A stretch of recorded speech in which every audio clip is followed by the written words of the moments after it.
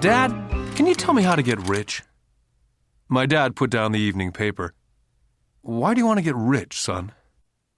Because today Jimmy's mom drove up in their new Cadillac and they were going to their beach house for the weekend. He took 3 of his friends, but Mike and I weren't invited. They told us we weren't invited because we were poor kids. They did? My dad asked incredulously. Yeah, they did, I replied in a hurt tone. My dad silently shook his head, pushed his glasses up the bridge of his nose, and went back to reading his paper. I stood waiting for an answer. The year was 1956. I was 9 years old. By some twist of fate, I attended the same public school where the rich people sent their kids. We were primarily a sugar plantation town. The managers of the plantation and the other affluent people of the town, such as doctors, business owners, and bankers, sent their children to this school, grades 1 to 6. After grade 6, their children were generally sent off to private schools. Because my family lived on one side of the street, I went to this school. Had I lived on the other side of the street, I would have gone to a different school with kids from families more like mine.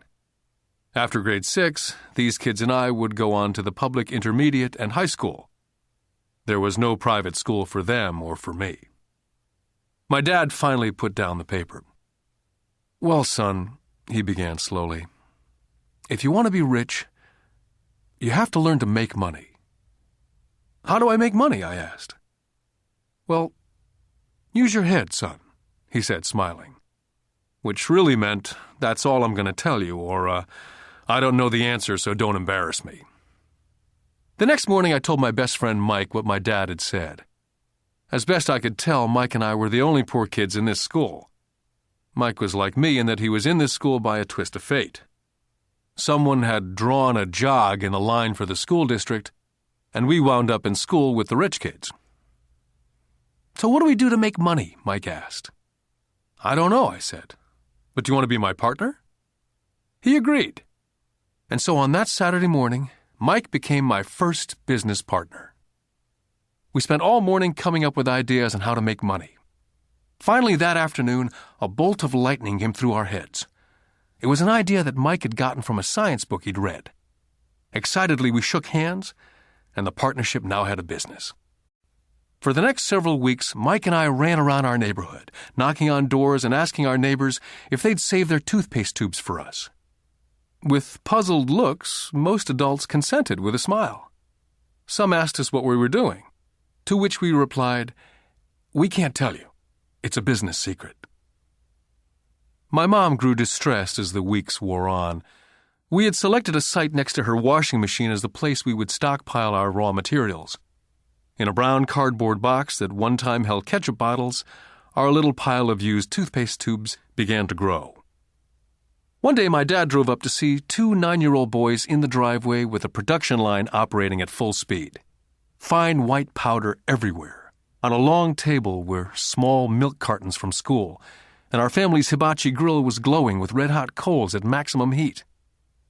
Dad walked up cautiously, having to park the car at the base of the driveway, since the production line blocked the carport. As he got closer, he saw a steel pot sitting on top of the coals, with the toothpaste tubes being melted down. In those days, toothpaste did not come in plastic tubes. The tubes were made of lead.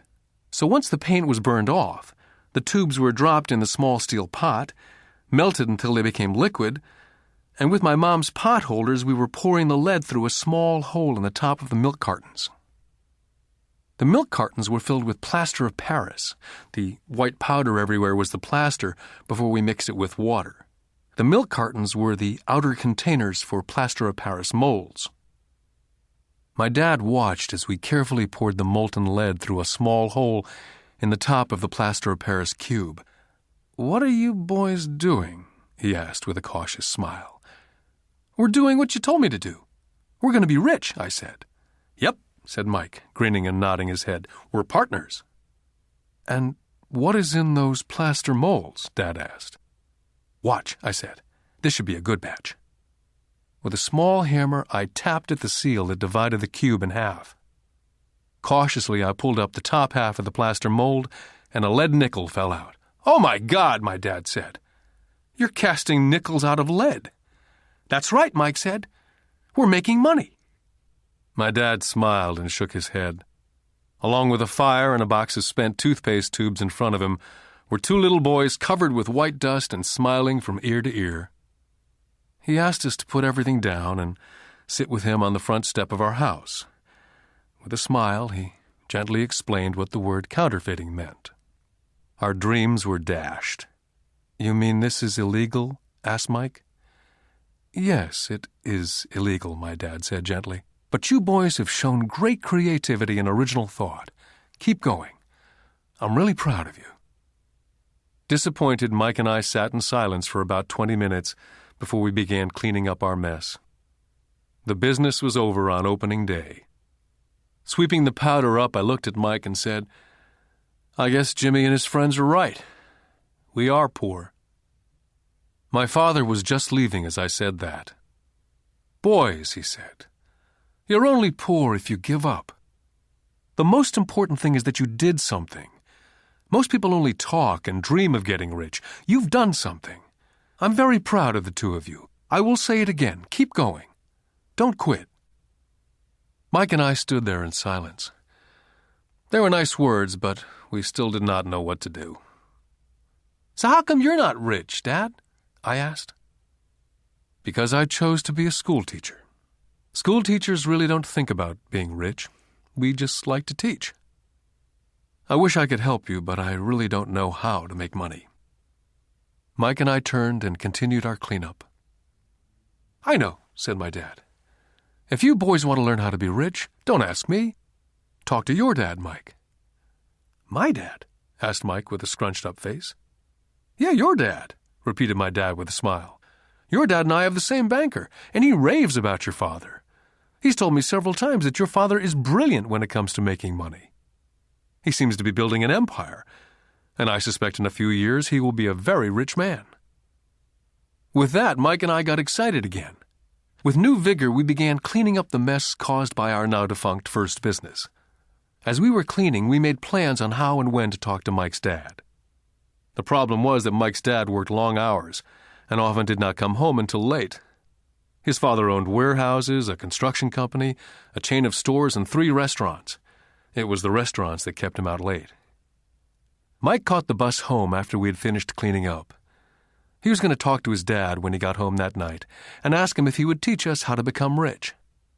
Mike promised to call as soon as he talked to his dad, even if it was late. The phone rang at 8:30 p.m. Mike's dad had agreed to meet with Mike and me.